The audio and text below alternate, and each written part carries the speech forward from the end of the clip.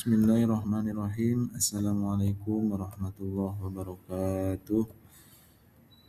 Selamat pagi semuanya. Bagaimana kabar hari ini anak-anak? Alhamdulillah semuanya dalam keadaan sehat ya.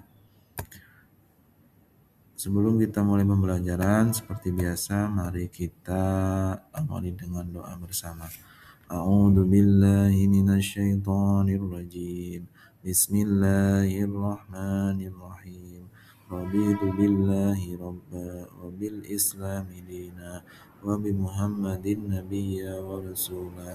Rabbi zidni ilman warzuqni fahman. Amin.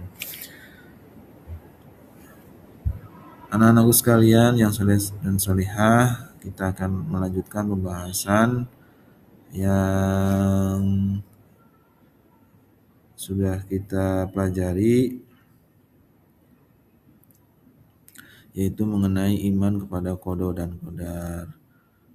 Pembahasan sebelumnya kita sudah membahas apa arti itu. Arti iman kepada qada dan qadar, kemudian pembagian takdir, dan sekarang kita masuk pembahasan selanjutnya, yaitu penerapan iman kepada qada dan qadar atau sikap terhadap takdir Allah Subhanahu wa taala ya anak-anak. Jadi bagaimana kita menyikapi takdir Allah dalam kehidupan kita? Nah, itu ada caranya. Coba kalian buka buku paket agamanya, ada di halaman 130. Baik, langsung saja. Nah, penerapan iman kepada qada dan qadar. Kalau di dalam buku kamu itu yang nomor 1 adalah ikhtiar. Ikhtiar apa artinya Pak? Berusaha. Intinya berusaha ya. Kalau pelajar ya berusaha belajar. Kalau pekerja ya berusaha bekerja dengan maksimal. Atau dengan sungguh-sungguh kalau di buku kalian tuh. Nah, ikhtiar ini merupakan wujud dari keyakinan bahwa takdir Allah Subhanahu wa taala itu tergantung kepada usaha manusia. Yang kemarin Pak Haji contohkan, kalau ingin pandai atau pintar ya belajar. Kalau ingin usahanya sukses, bekerja dengan sungguh-sungguh. Nah ini saya akan mendapat takdir yang terbaik. Kalau kita nggak ikhtiar, nggak berusaha, mimpi aja udah. Tidur mimpi, pengen jadi ini, jadi itu. Hanya jadi mimpi. Nggak bisa diwujudkan. Yang kedua berdoa. Nah ini untuk menyikapi qada dan qadar kita terus berdoa.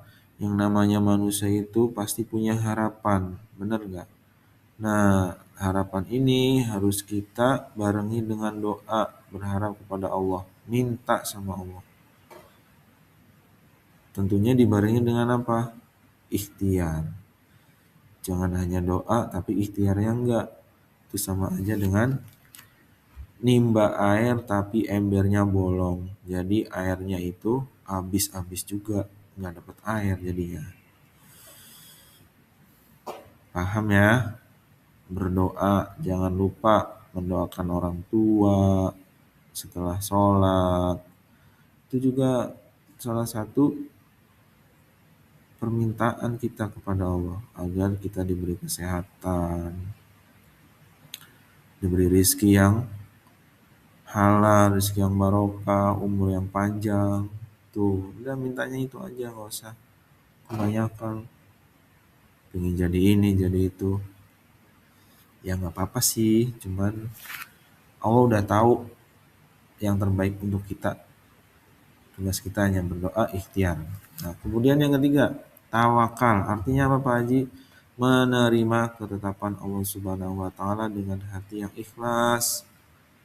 Ya, kita harus tawakal. Apapun yang terjadi pada diri kita, kehidupan kita, tawakal. Tawakal itu kapan Pak Haji? Setelah berusaha.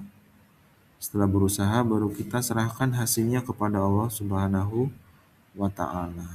Itu namanya tawakal. Kemudian yang keempat adalah bersyukur.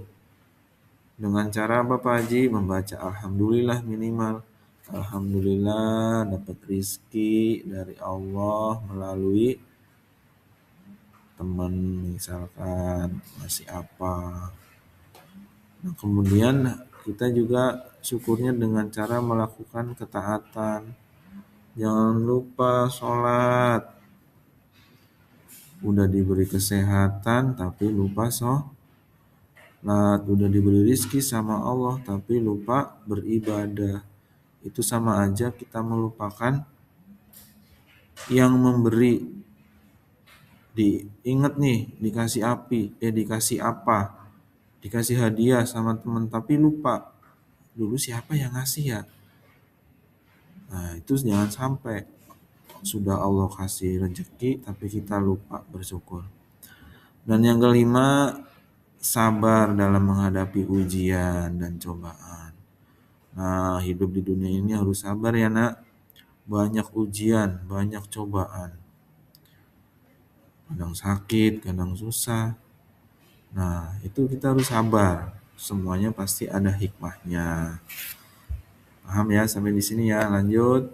Nah ini hikmah beriman kepada qada dan qadar. Yang satu, pertama, menumbuhkan sifat rendah hati dan menghindari sifat sombong.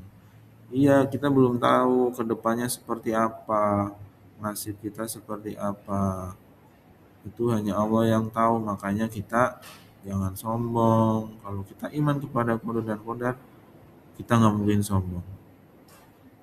Kita ngelihat orang di bawah kita nggak sombong.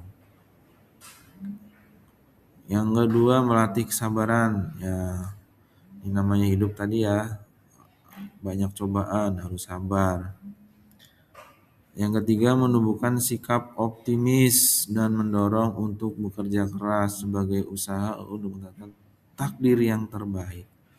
Ini tadi kita harus ikhtiar, berusaha semaksimal mungkin. Karena kita kan diberi kekuatan. Dari situlah insya Allah kita mendapatkan takdir yang terbaik. Kemudian yang keempat adalah melatih berbaik sangka. Ini juga penting. Kita diberi sakit, jangan berburuk sangka. Ya Allah, kenapa sih saya diberi sakit? Gak boleh seperti itu. Kalau kita diberi sakit, kita harus husnudzon. Mudah-mudahan sakit kita ini menghapus dosa-dosa kita. Ya ada hikmahnya semua ya. Apa yang terjadi dalam kehidupan kita pasti ada hikmahnya. Mungkin itu yang bisa Pak Haji sampaikan pada pertemuan kali ini. Untuk tugasnya kalian lihat, itu pertama mencatat penjelasan yang sudah Pak Haji sampaikan. Kemudian kalian mencocokkan kata pada halaman 133 di buku paket kalian. Baik, itu saja yang bisa Pak Haji sampaikan. Mudah-mudahan bermanfaat. Pak Haji akhiri. Assalamualaikum warahmatullahi wabarakatuh.